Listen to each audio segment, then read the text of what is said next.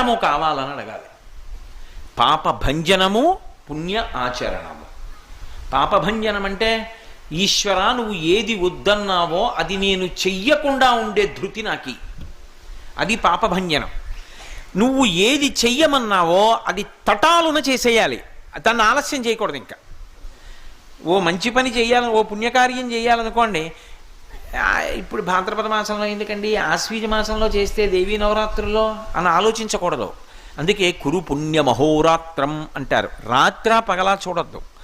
ముందు దేనికోసం ప్రయత్నిస్తామంటే పుణ్యం చేసే అవకాశం వస్తే వెంటనే చేసి, ఎందుకని నీ జీవుడి ఖాతాలో పడుతుంది అది.